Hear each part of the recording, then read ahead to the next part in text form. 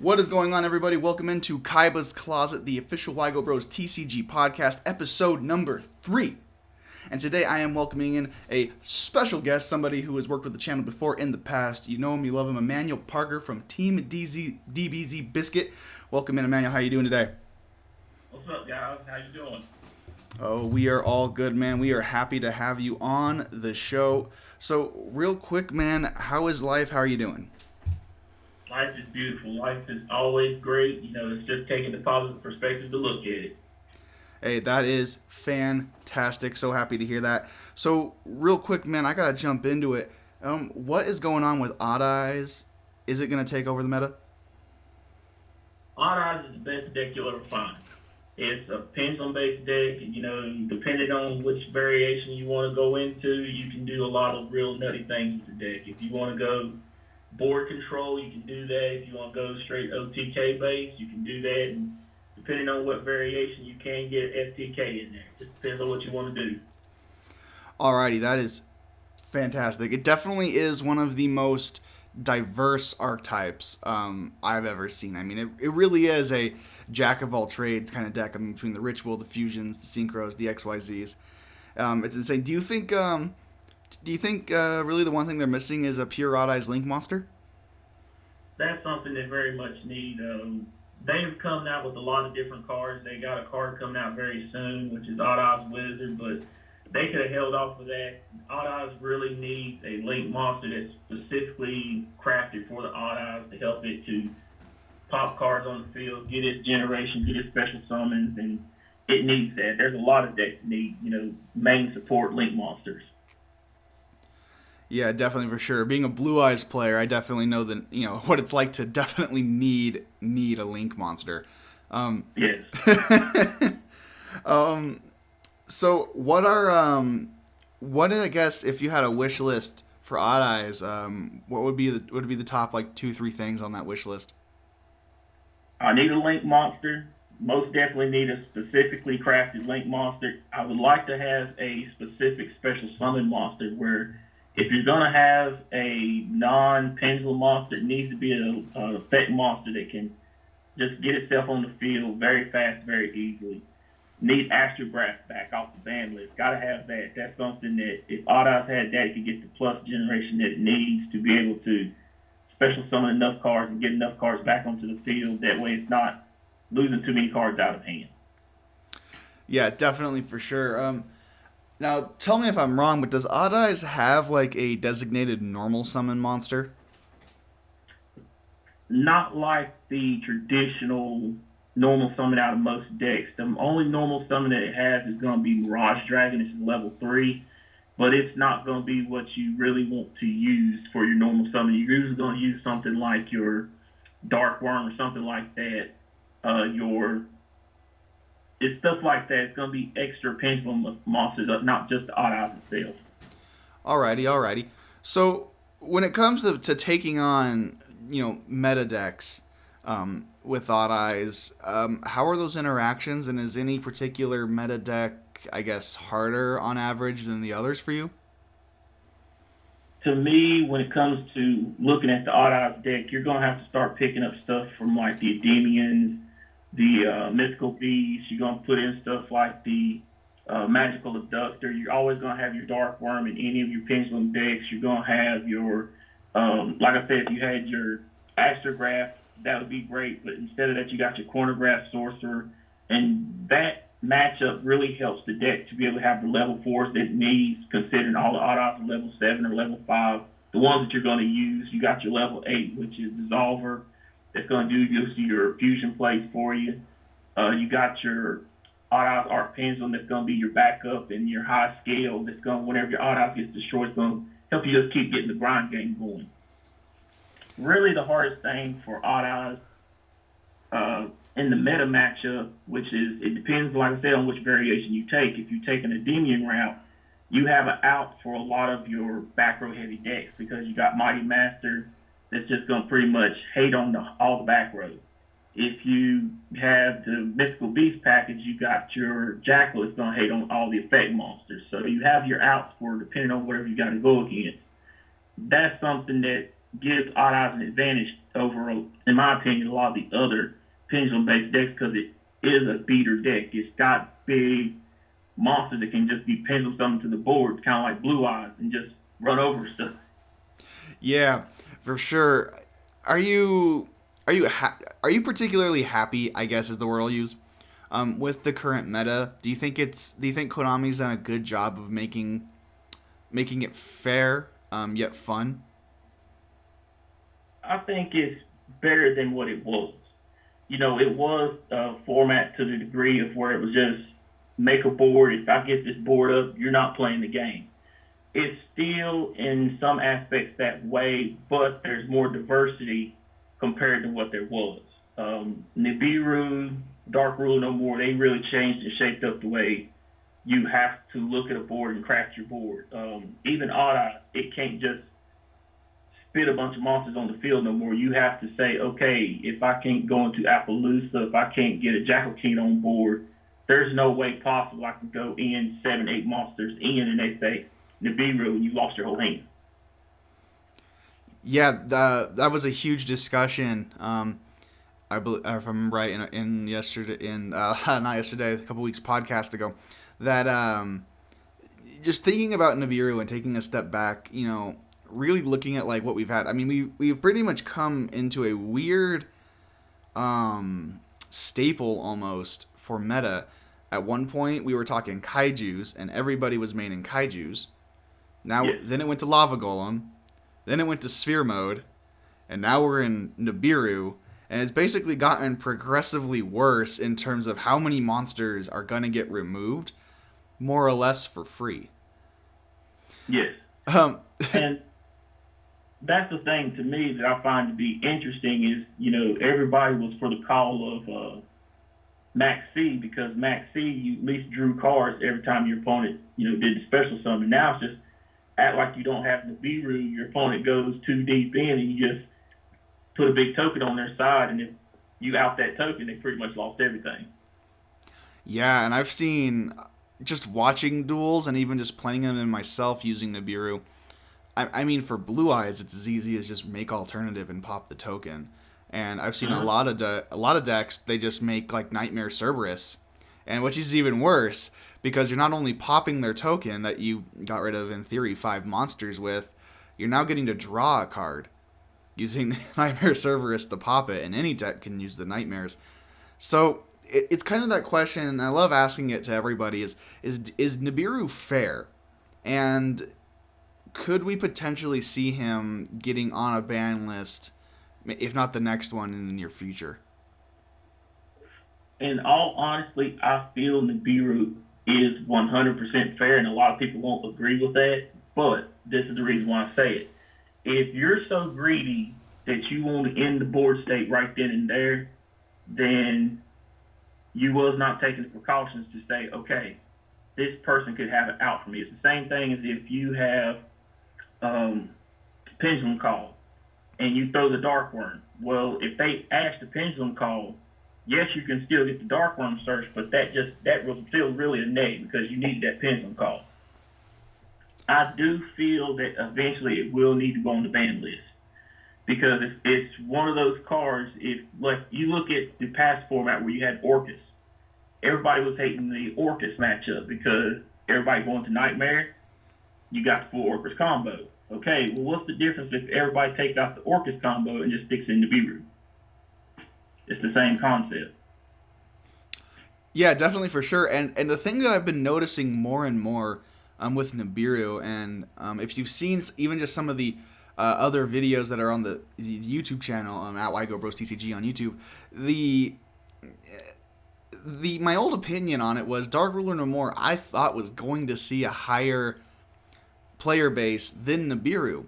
And that is, I mean, I'll own it. I was completely wrong. Nibiru has taken the meta by storm. I never thought I'd see it mained at 3 in literally every deck.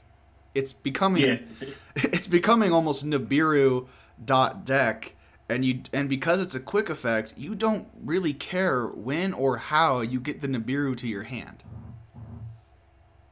and that's the scary thing about Nibiru. Considering the fact we're about to have a XYZ monster that can search out Nibiru. So you like if you're playing Salamangre, Salamangre can go all this full combo, end up setting a roar, and then search out a Nibiru. That's pretty scary. Yeah, and I was talking with Brad, aka Brick, in the last episode, and there's a guy at his locals who using this pretty crazy Crusadia build, I guess. He specials out Witch of the Black Forest, sends it to the graveyard, and Witch of the Black Forest effect is kind of like Sangen when it's sent from field to grave, but it searches a monster with like 1500 or less defense, and Nibiru has, I don't remember the exact defense, but it's under 1500. So he basically runs a Crusadia combo deck that searches Nibiru. Oh, that's crazy. Without needing that XYZ monster. That's crazy. If you got Witch doing that, that's absurd because that means Witch is at 3 too, if I'm not mistaken. Yeah, I believe it did come all the way back because I know that they did the reprint of it in like one of the Battle of Legends sets.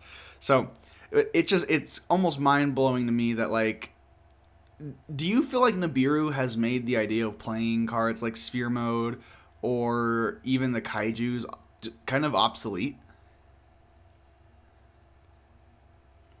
No, and the reason why I say that is you will have, depending on how skillful the player is, they will suspect Nibiru.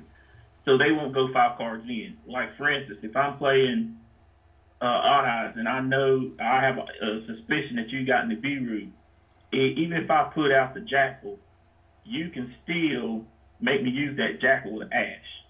And if I just go the Jackal and then put an Odd Eyes Vortex on board, it still behooves you to still rub Lava Golem, Spear Mode, or a Kaiju just to be able to get over that board.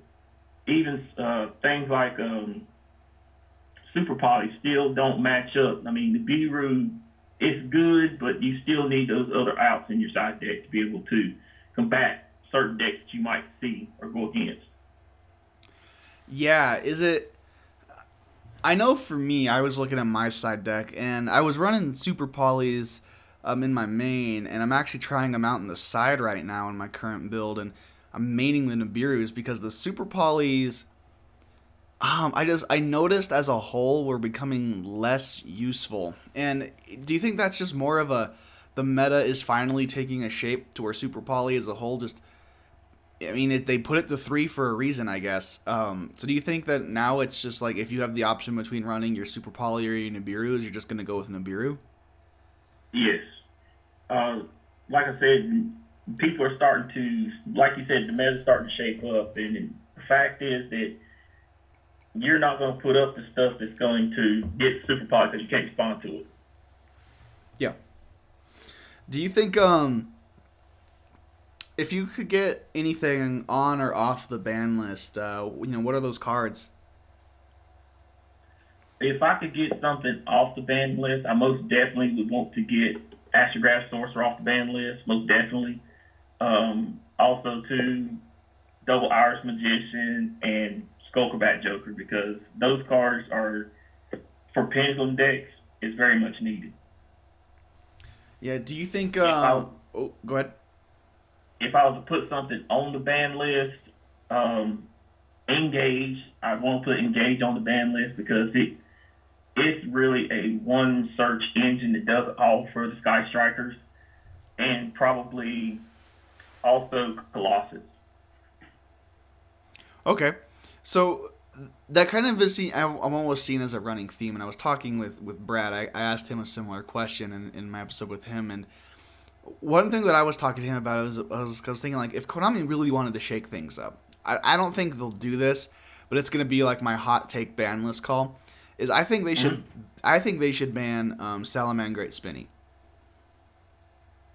I could see that very much so too.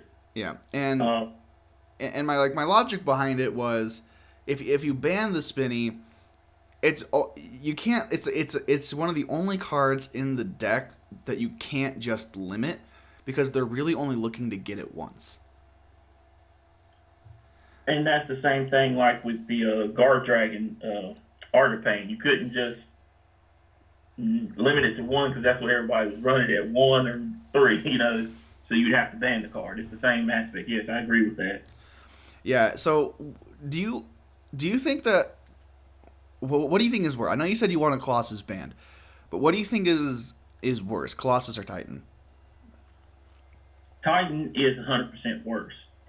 More or less, Colossus is just annoying in my opinion because you can almost normal summon a Thunder Dragon monster and just put it on the board and say, have fun if you can't out it. Yeah. Titan, the fact that it has the protection ability is very good. Yeah, Titan's popping ability is definitely it's crazy, and its ability to protect itself is also it is nuts. How did you feel? I don't know if you were able to see this, but there was the YCS. I believe it. I know it was in Europe. I want to say it was Germany, but I think Germany was a regional. Regardless, how do you feel about seeing Sky Strikers and Orchest?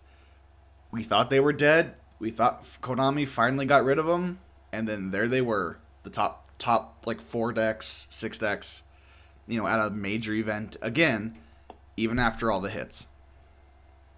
That to me is not too shocking to me, and that's the reason why I was saying, Sky Striker, until they pretty much, multi-roll and engage is completely gone, the decks are going to still be able to roll.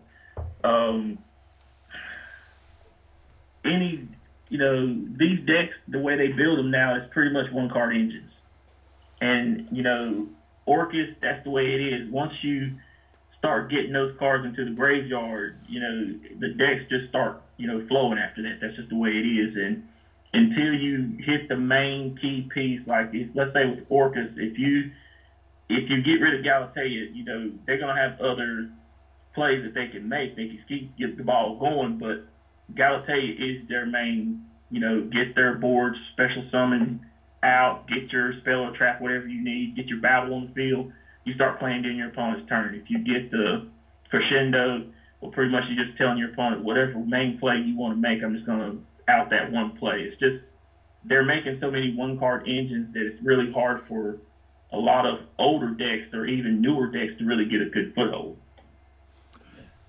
Yeah, I completely agree, and I've been preaching that is I don't think the problem, with the current game state of Yu-Gi-Oh is the meta decks themselves. It's just the way Konami is designing them to function. I mean, if you look at even Thunder Dragons are pretty much a one-card start because any of their Thunder Dragons, they activate themselves. They're all quick effects.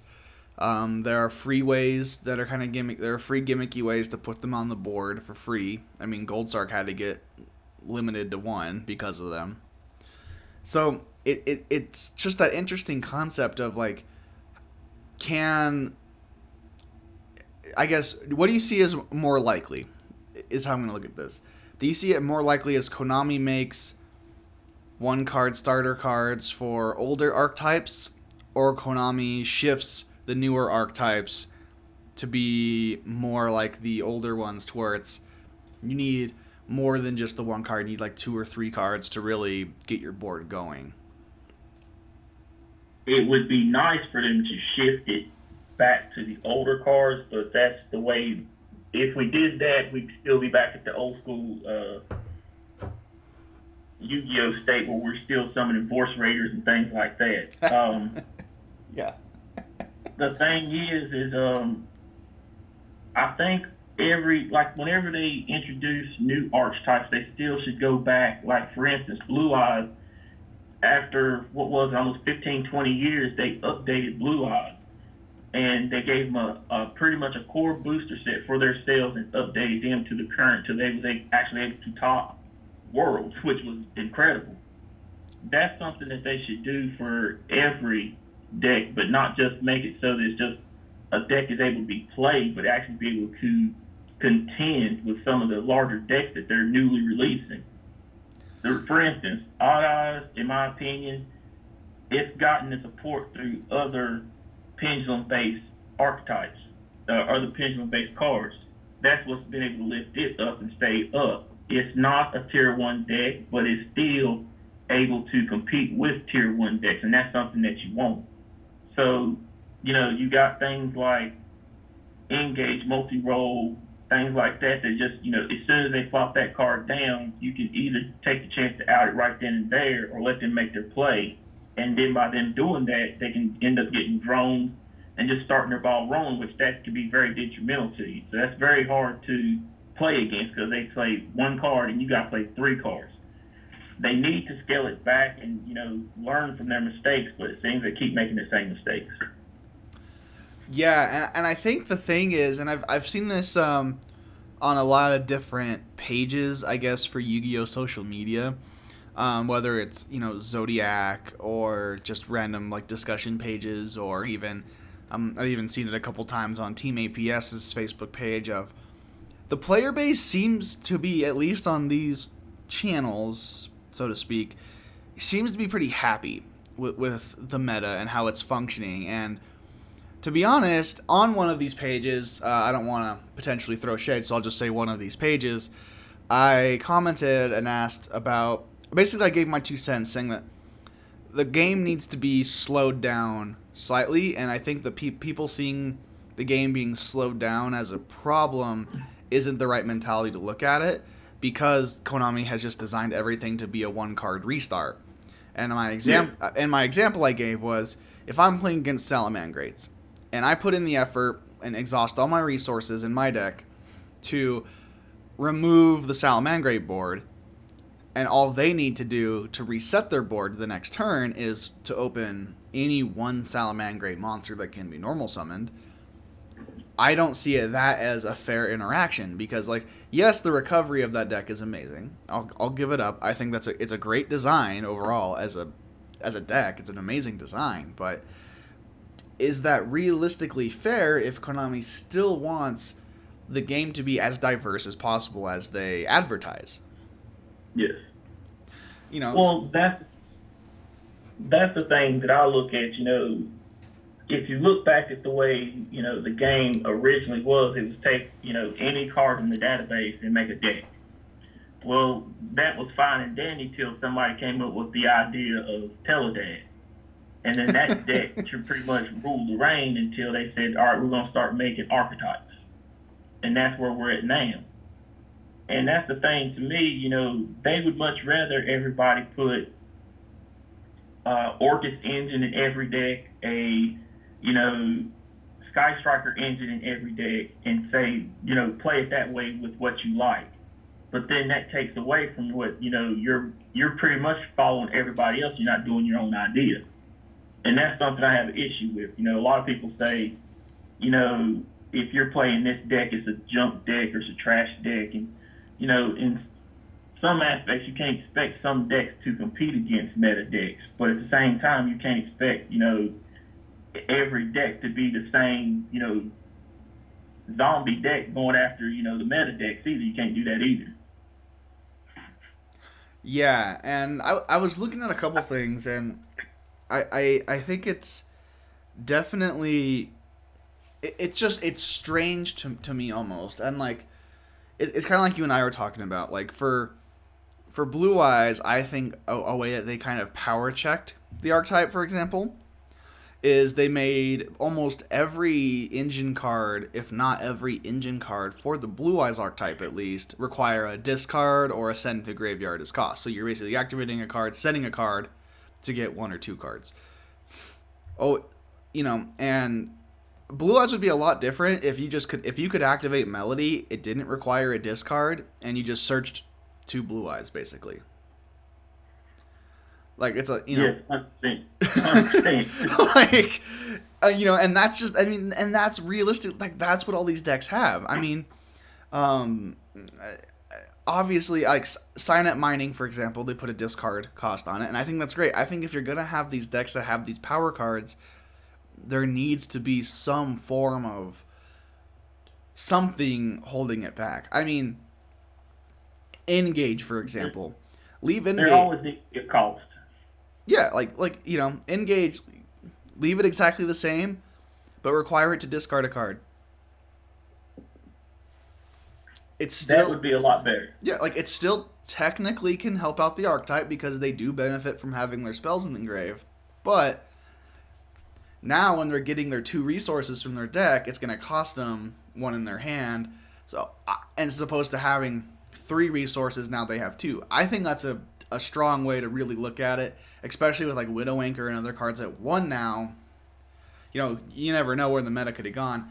And it's kind of the unfortunate side of discussing meta decks, because you can realistically you can break down almost every card and say, well, if you just add this one thing or take away this one thing, then boom, there you go, it's everything's balanced.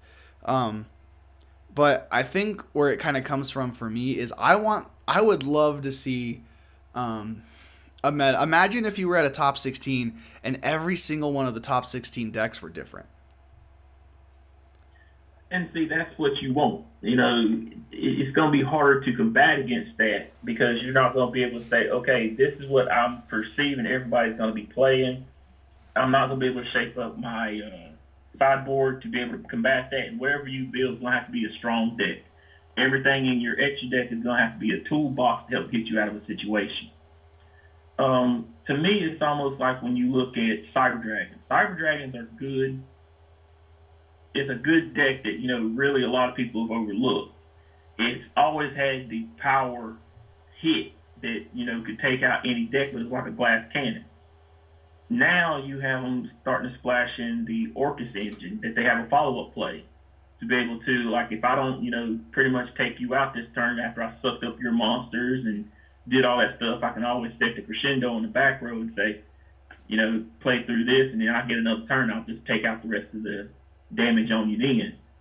Also, the same thing like with Lunanites. People always thought that was a bad deck until they started saying Lunanite, Orcus, and the Lunanites, they just keep generating card advantage like crazy off their pendulum skills, and just being able to put this big fusion monster out there that says you can't touch me, and then I just run you over. Yeah, and I definitely could see. I get it's almost unfortunate because it's like we're in this revolving door almost of meta decks, to where it's like, because of these super splashable engines like Orcus, like Sky Striker, like Thunder Dragons, we're seeing other archetypes suffer almost, because the pure Lunalight player who doesn't run the Orcus, I mean, let's be real, unless they decide to directly hit Orcus, they might hit Lunalights. I mean, they've done it before with other stuff, and it's kind of like the unfortunate process where it's like you're almost going to, for lack of a better way to put this, you're going to kind of screw over the Lunalight players, because, like, yes, the archetype is great. Yes, the archetype can, make advantage, but it's that Orcus thing that I think really puts it over the ceiling. And now and Konami would be like, oh, well, we could hit the Orcus, but instead, let's get rid of Tiger. And then because it's an older card. And then Lunalight goes, well, now I can't play Lunalights. And it was kind of the same, like the same feeling I had when like Dark Matter got banned. Like, it wasn't getting banned because of the like Blue Eyes Dark Matter plays. It was getting banned because of the Thunder Dragon plays. Yes, and that's the sad part about it is that seems to be, like you said, the route that it's always been. It's always hit the side stuff around the main core instead of actually hitting the core. You don't want to actually scratch out the cancer. You actually want to scratch out the meat around it. Yeah, and it's a rough process. So, with all that in mind, I'm hoping that in the future we'll see a meta shape up to where we can see more of the, rogue decks, for lack of a better way to put it, the old school decks, make these comebacks and really come out and hit hard and not necessarily take over the meta, but compete. And I think that's the difference between where I stand and where a lot of people who play now tier 2 or below or even rogue decks stand, is that, like, I don't want to see a competitive scene that is completely dominated by the rogue, to where it's like the quote-unquote meta decks are basically just shoved to the side because they can't compete, because then we're just flipping the process. I just want to see a game where like a rogue deck can sit at the same table as an overpowered Orcust, Sky Striker, or a Thunder Dragon deck that has all this natural one card starting support, and both decks can go equally toe to toe.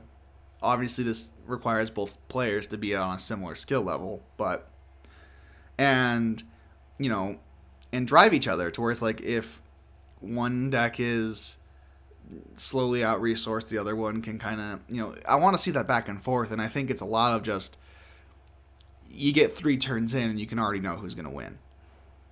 Well, that's one thing that you brought up too, the skill level. That's something that, it's really hard to, gauge that. There's a lot of people, now I don't know if a lot of people look at this, if you go to an event, there's sometimes, you go game 1, some people will just let somebody, if they're playing a real combo heavy base deck, they're going second, and the person that's playing a combo heavy base deck, they just go off on their board. They pretty much play their whole deck out, and then somebody just sits there, they ain't seen one card yet. And they'll just say game 2. They'll scoop it up so they can just go ahead and, know properly what's decided in the game 2 and 3.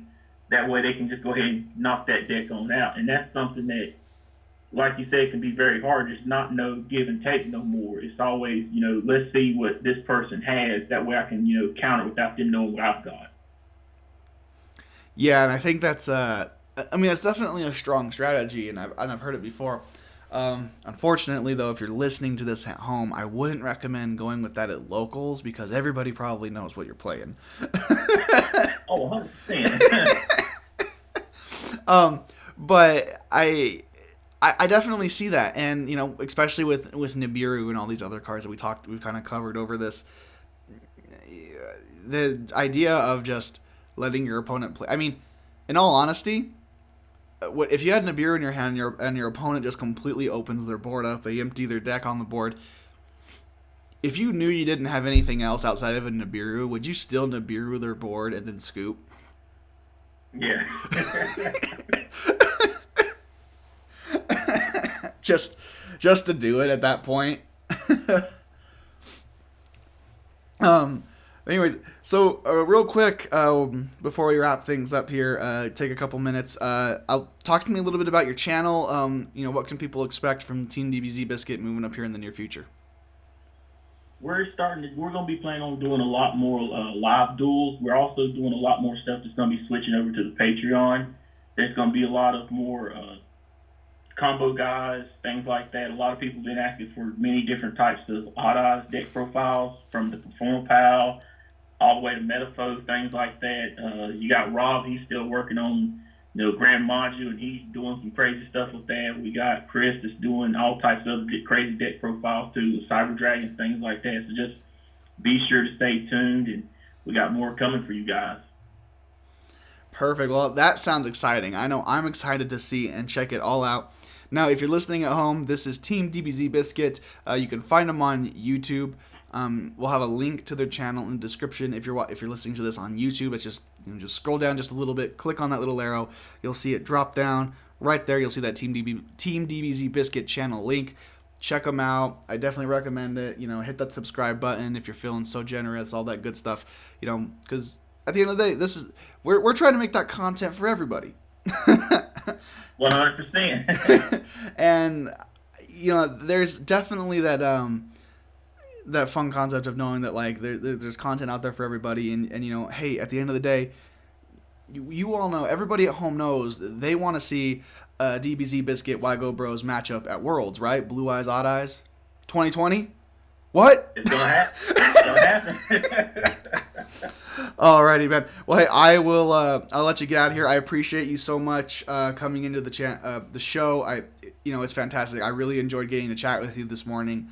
We look forward. We gotta do it again. So I want you back on the desk. I want you back on the channel, on the podcast with me. We'll get something going on the channels as well. Thank you again, Emmanuel. Any last words before I let you go? I want to thank YGOBROSTCG for letting me be on the channel. Also, too, thank all you guys for all your love and support. Be sure to check out the Patreon, the YouTube. Also, too, be sure to check out the description box to get that link over to the channel, guys. Be sure to follow YGOBROSTCG. Thank you guys so much. All righty. Hey, thank you so much, man. I'll talk to you real soon. Sure. Y'all be out. Peace. See ya. Alrighty, that was Emmanuel Parker with Team DBZ Biscuit coming in with some amazing ideas, thoughts, and everything else oriented around the meta. So real quick, I'm gonna wrap up this podcast, episode 3 of Kaibascloset, official podcast of YGOBROSTCG. So, couple thoughts here. Is the meta set to change, and how soon is it going to change? Here's what I'm getting at. We got Thunder Dragons, we got Orchest, we got Sky Striker, we got Green Maju, we got Orchest everything, Lunalight everything. Got a couple rogue decks here and there. What is the next? I would say in every meta there are a top 5 to 10 decks, and I'm sure you listening at home can agree with that. And usually it's those top 4 that everybody is pretty much in 100% agreement with. So I'd say right now your top 4-ish decks. We got Thunder, and this is no particular order for those listening, just spitting them out here. Thunder Dragons, Orcus, Sky Strikers, and I'm gonna say it, and I hope I don't regret it. Blue Eye. No, I'm kidding. Lunalight. I think Lunalight's kind of that 4th deck right now. I know it's kind of focused on being an Orchest variant, but the fact that there's pure Orchest running around as well still, I'm gonna give that Orchest its own little spot. So those are kind of, I think, the top 4 really running around right now. As I'm making this video, and it's interesting to me to see what is shaping up in this. And I think decks that we can see coming up in the future. Now, you let me know in the comment section below what decks you think are going to be the up-and-comers moving into some of the further tournaments this year. So, I'm thinking Cyber Dragons are going to be making a resurgence. That's going to be a huge one. Green Maju is still going to be running around. I'm excited to see where that deck goes. I think it's a really funny deck. And, I want to say this, more of I'd like to see it, not necessarily if I know I'm going to see it, but, I could really see Heroes making that resurgence, but I think more players have to be willing to take the risk on it. Same with Six Samurai. I think if more players are willing to take the risk on the deck, they're going to see success. The decks are good. They have all the cards they need. Six Samurai players, be patient. You're getting your Link monster. Just got to wait a couple months. Right? I think, yeah. It's like, the set just came out, so usually the special editions come out a couple months after. So just be patient. And we're really going to see those. Recently we had Blue Eyes top in Germany at a regional, so maybe I got to get out to some events. That's the end of the day. I'll get out to some events. I'll get those tops for you guys.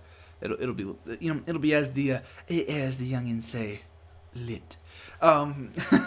So that's kind of where I'm at with that. Obviously, Odd Eyes I think could.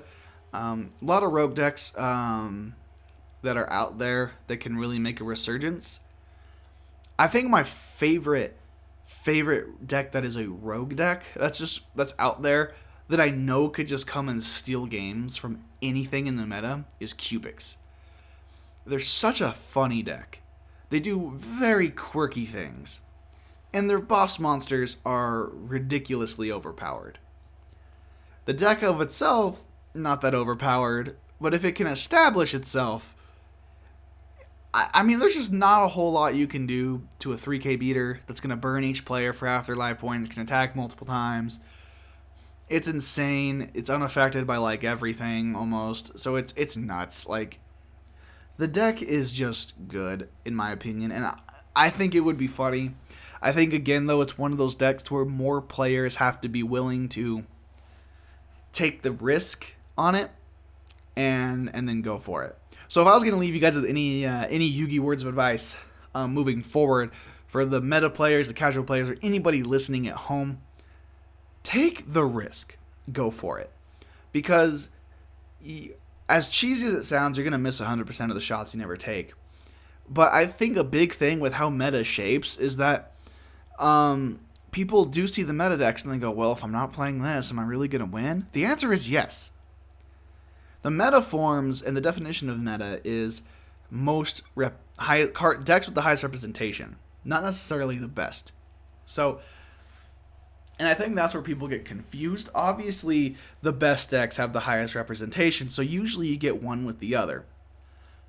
But roll with me on this. If everybody decided, if an 1,000-person tournament was formed, and let's say out of the entire 1,000 people, only 100 players were playing the meta decks, as opposed to what usually it is, where it's like 600 players, right?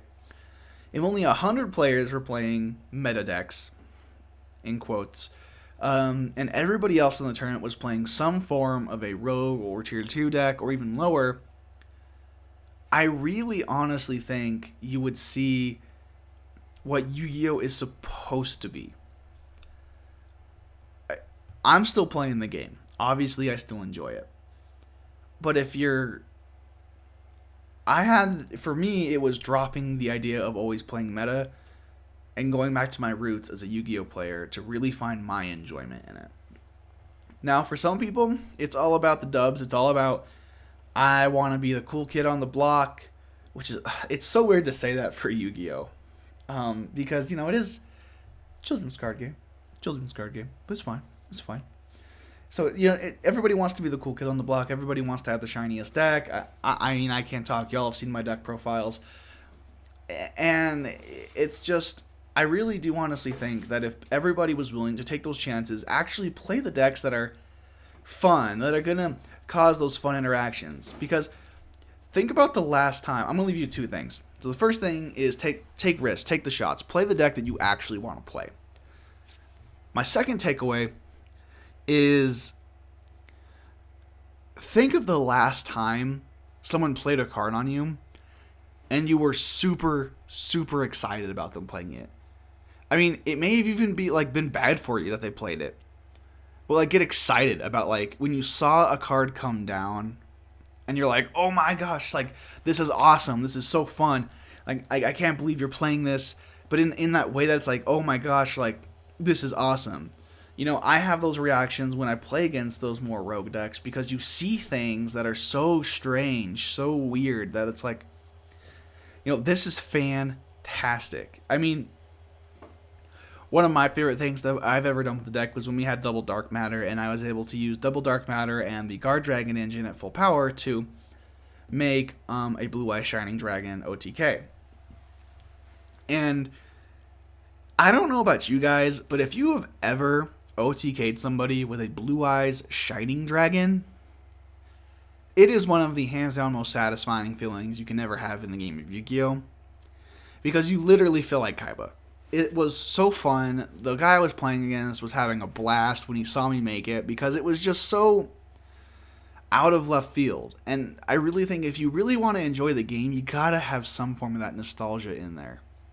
I think it's the nostalgia. It's going back to when you were a kid and really enjoying the game that really brings out the full, pure blood enjoyment of it.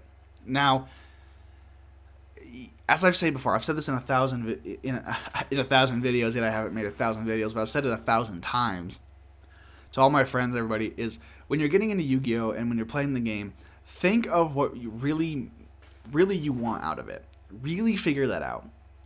If you want to, win against everybody, beat everybody, be that top dog guy, know everything, know every card, then by all means, put in the work to do that.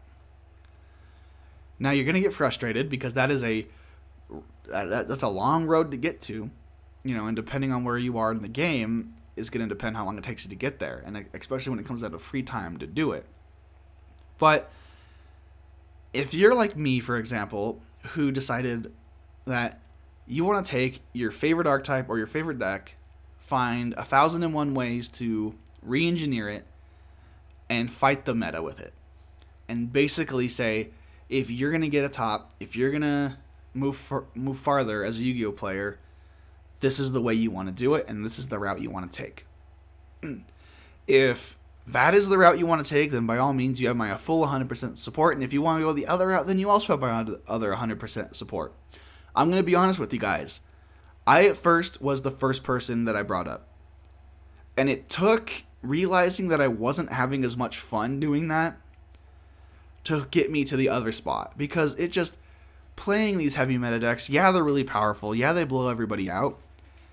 But I noticed the one thing I wasn't enjoying when I was playing them was the reactions with the other players when I was playing them. That, oh my gosh, oh, woo, you're playing this meta deck. This isn't going to be that fun because it's the meta deck. They all do the same thing, blah, blah, blah, blah, blah. And, if you sit down at a table, though, and you're playing, like, for me, it'll be like Blue Eyes, and if the person sitting across from me is Heroes, I'm ready. Like, I'm geared up. I'm like, let's go. Let's go. Because that is going to be a fun matchup regardless if I win or lose.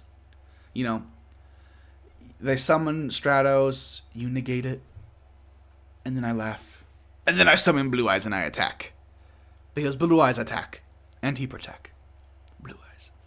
So that's kind of like where I'm at with it. Is, I'm always looking for that fun aspect to the game to always keep me going, keep moving me further. And don't be afraid to get excited about an idea for a deck, especially if it's a deck you love. Find the best ways to reinvent them, to keep them going. Take the risk. Play your favorite decks. Don't feel like you always have to play meta. And more importantly, always have fun with the game. Because if you really enjoy this game, and if you've been playing it for a long time, remember why you had fun with it. Remember what got you excited. And stick with that. Don't let that feeling go away. That is what will keep you in the game. That is what will keep everything always fun. And then roll with it. Guys, that is Kaibascloset episode 3, brought to you by the YGOBROSTCG, the official podcast of YGOBROSTCG. You can find us on Facebook, YouTube, all those good places at YGOBROSTCG. Patreon is patreon.com/YGOBROSTCG. If you feel like supporting us, we really do appreciate you guys. It's due to the support of the viewers, of the fans, of the listeners that allow us to make these things, to have special guests on the channel, to really make this the ultimate Yu-Gi-Oh hub for everybody. Now, again, big shout outs to TeamDBZBiscuit for coming on the channel. We really do appreciate you guys. If you want to support us or them, head over to the YouTube channels, head over to the Patreons. Even $1 a month helps keep the love of the channel going. Thank you guys again. We really do appreciate everything that you do. You can find the podcast on almost anywhere you listen to podcasts. We're getting there. Officially on Spotify, on YouTube, and officially on Google Play Music. So, if you want to listen to us, we're there. We're in your pocket. We're listening. We're helping you. We always want to give you that advice. Drop down any questions in the comment section below.